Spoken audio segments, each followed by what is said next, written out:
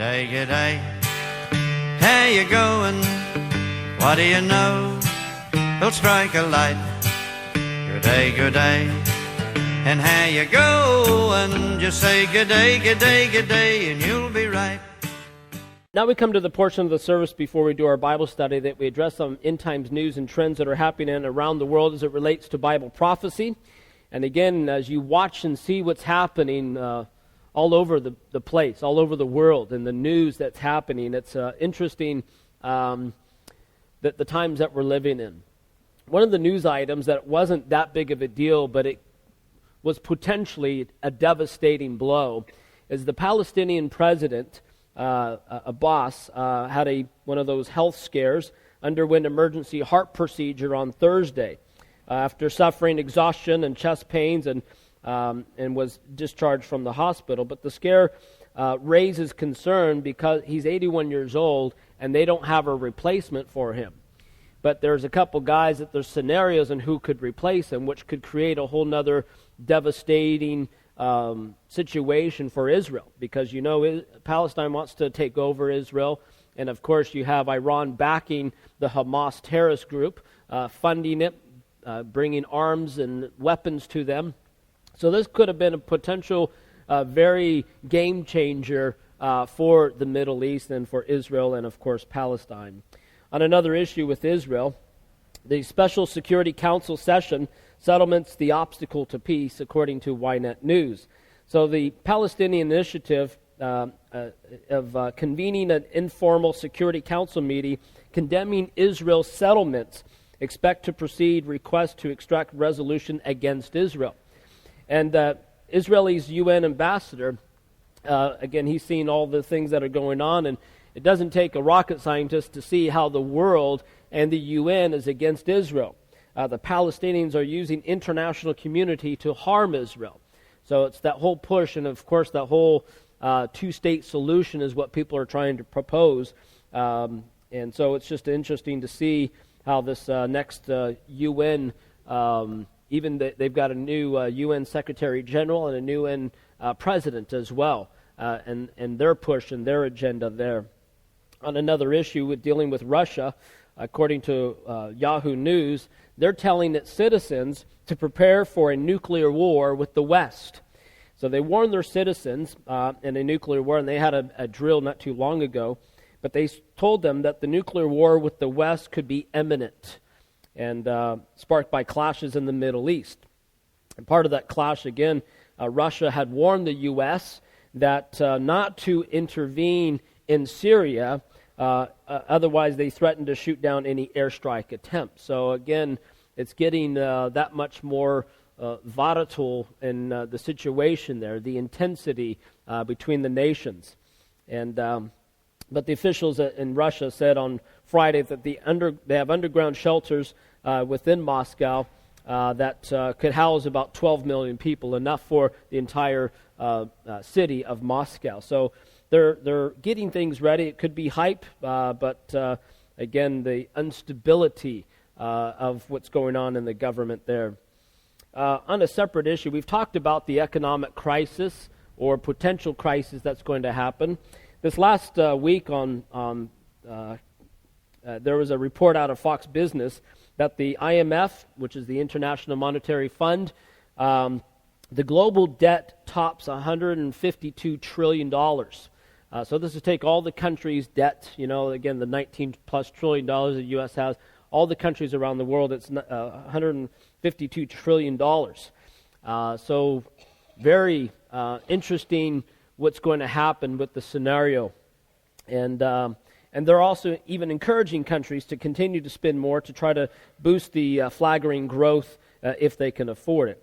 So what happened, again, this global debt, which was both public and private, had reached 250% of the global economic output last year, which was up 200% from 2002. So you're starting to see the increase. It's going to be what we're basically saying. There's going to be another collapse that's going to happen financially around the world. And so even under Obama, the U.S. debt is up $9 trillion. So more than any other president combined. So take 43 other presidents before him, still doesn't equal what Obama has increased the debt. When he took office, it was $10 trillion in debt, and again, it's over $19.6 trillion.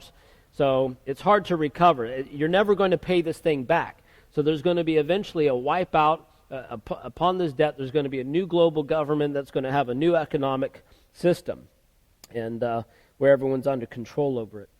Speaking of control, it was interesting. There was a report that came out this morning out of Brett Bart that top Cardinal said that Islam wants to conquer the world, which is nothing shocking on that. And the West is letting it. So again, he's just calling it like it is, something that we mentioned time and time again. But the ultimate goal of Islam is world conquest, and the apathetic West is only helping achieve it, said Senior Cardinal. So it was an interview that he had upon this Italian newspaper, but he said that it's clear that Muslims have their ultimate goal, conquest and power over the world. And again, the Cardinal's from the States. He says Islam, through Sharia, through their law, will rule the world and permit violence against infidels. So anyone who's not a Muslim, you're an infidel, such as Christians. And we find it hard to recognize this reality and respond by defending the Christian faith. So this is something we've seen. It's increasing. And again, when you have officials that want to have open borders in your country, they let anyone in, including terrorists. And again, under what the proposed plan, if Clinton does get in, there's going to be a 550% increase of Muslims coming in to America. And we've already seen the damage that has caused of recent times. And then on a final note, as we do see natural disasters all over the world, and the disaster that's happening right now on the West Coast with Hurricane Matthew, right now there's been over 800 plus people in Haiti that have died, and quite a few throughout the U.S. But one of the things that we always see happening within disasters is the Christian church rising up to help and to share the love of Christ and the grace and mercy. And there's a report that came out of Christian Today that says the Southern Baptist Disaster Relief has 65,000 trained volunteers. They have 1,500 plus mobile units ready to provide food, debris clearance, child care, power supplies, and other essential services. Another group that's probably one of the best groups to work with is Samaritan's Purse with Franklin Graham. They've done one of the best works out there. It doesn't matter what disaster relief they do, they go in there and provide a phenomenal service and relief, but also sharing the love and grace and mercy of Jesus Christ. So they've got several planes, but they've lifted tons of water and food supplies and other things like that to Haiti. So they're a group that you need to be praying for. But anytime you do disaster relief, when I was back in the States on staff at Refuge, we did a lot of disaster relief from Hurricane Katrina, the tsunami. We sent teams in to do all this sort of stuff. But we see so many ministry opportunities in these communities to help.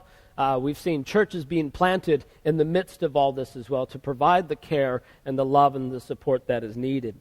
So, but that's one of the things that you see whenever you see a disaster is the Christians rising up. You don't see other groups or other cults doing that. You only see Christians rising up to provide the help and the support that is needed. So we need to be praying for those relief efforts. We need to be praying for the people that are affected by it, that they would turn and surrender their life to Christ in the midst of it. And but there's hundreds of other reports that, of course, we can share concerning the news and the end times that's going on. But we try to keep it short for time's sake.